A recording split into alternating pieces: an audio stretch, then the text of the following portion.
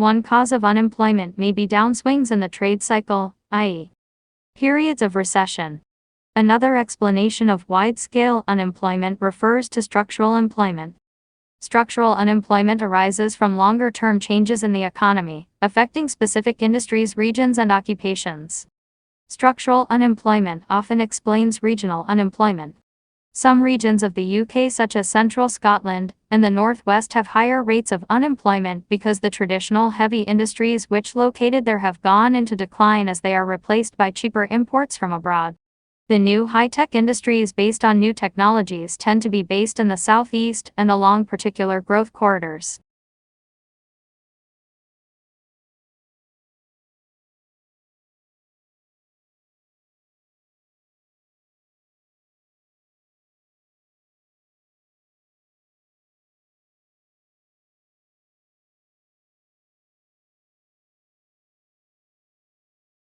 The exponential growth of the Internet was heralded in the 1990s as revolutionizing the production and dissemination of information.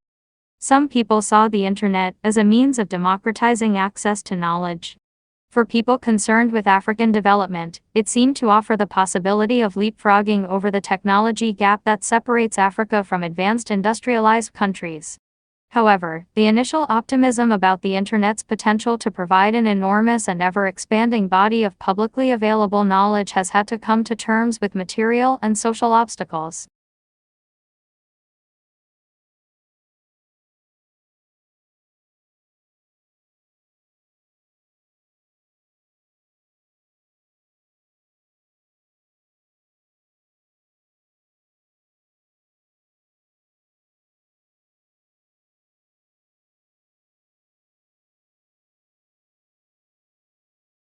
Omniscience may be a foible of men, but it is not so of books. Knowledge, as Johnson said, is of two kinds: you may know a thing yourself, and you may know where to find it. Now the amount which you may actually know yourself must at its best be limited, but what you may know of the sources of information may, with proper training, become almost boundless. And here come the value and use of reference books, the working of one book in connection with another and applying your own intelligence to both. By this means we get as near to that omniscient volume which tells everything as ever we shall get, and although the single volume or work which tells everything does not exist, there is a vast number of reference books in existence, a knowledge and proper use of which is essential to every intelligent person.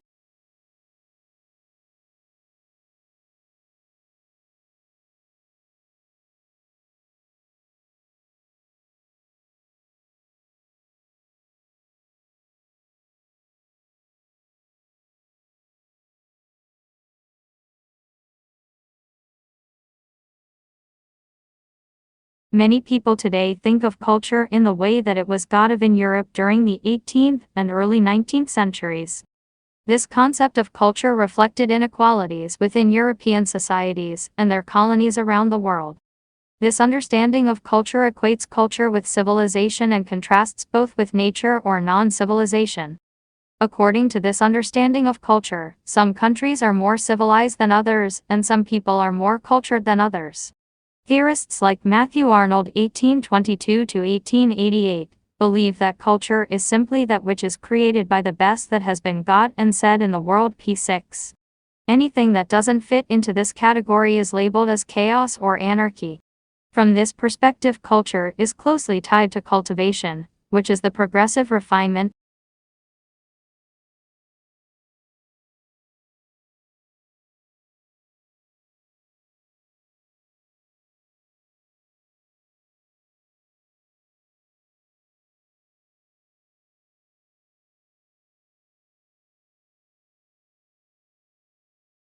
In Australia, the early years of children's education is the responsibility of many government and non-government agencies, and it occurs in a range of settings.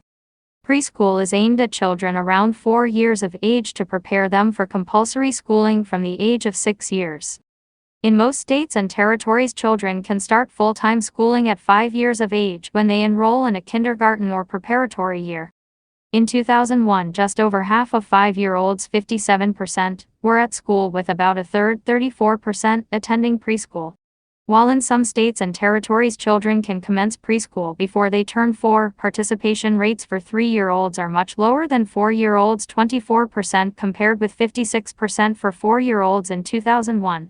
The preschool participation rate of 4-year-olds in 2001, 56%, was similar to the rate in 1991, 58%.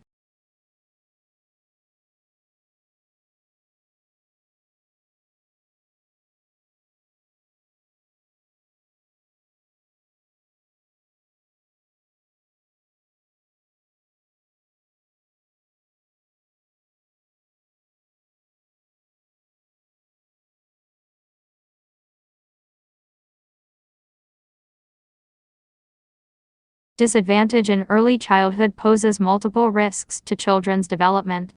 Factors such as low socioeconomic status, long-term unemployment of parents, and social isolation may have lasting impacts on a child's chance of reaching their full potential. Whilst not eliminating disadvantage, preschool education can help to lessen the effects of these risk factors and can provide children with a better start to school. However, some of these factors may also be barriers to preschool attendance for groups that would benefit most from preschool education.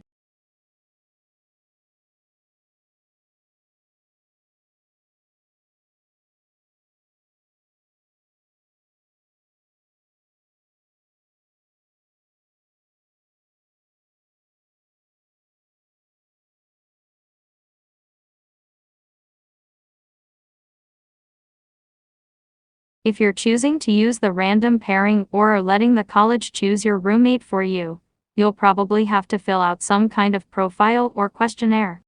These usually include things like, what time do you usually go to bed?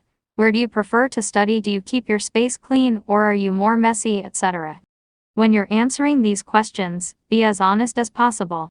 If there's something you're dead set against, e.g., a roommate who smokes, you can mark that, and you will not be paired with someone who fits that criteria.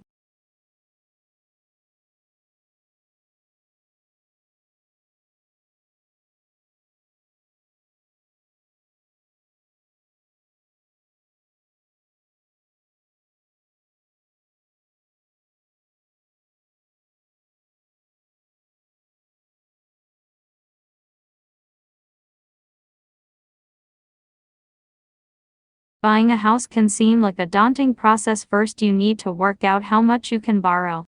This is where our services will really help you. Make sure you have an accurate and detailed budget that takes into account all associated with purchasing a property, including stamp duty, council rates, and other fees. We can help you identify these extra costs. Ask us for our budget planner if you don't already have one. Interest rates move constantly, so you will need to allow room in your budget for interest rate increases and for other unforeseen events. All purchase funds are paid at settlement. In the ordinary course of events, settlement takes place, the purchase price is paid in full, and the deposit bond simply lapses group certificates for the past 2 years.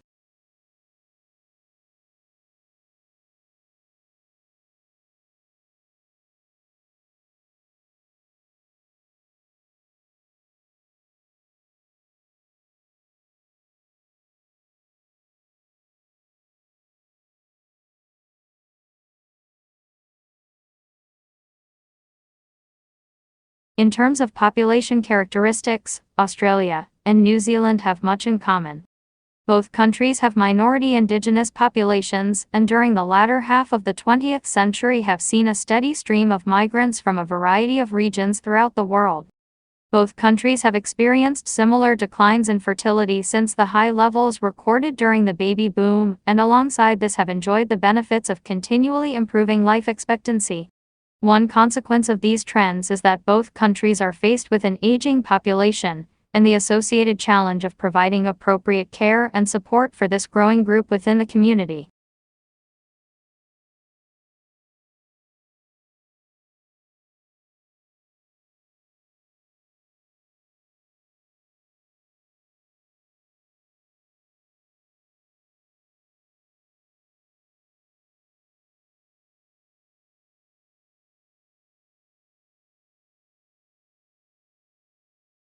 Before effective anesthetics, surgery was very crude and very painful. Before 1800, alcohol and opium had little success in easing pain during operations. Laughing gas was used in 1844 in dentistry in the USA, but failed to ease all pain and patients remained conscious. Ether, used from 1846, made patients totally unconscious and lasted a long time. However, it could make patients cough during operations and sick afterwards. It was highly flammable and was transported in heavy glass bottles. Chloroform, used from 1847, was very effective with few side effects. However, it was difficult to get the dose right and could kill some people because of the effect on their heart. An inhaler helped to regulate the dosage.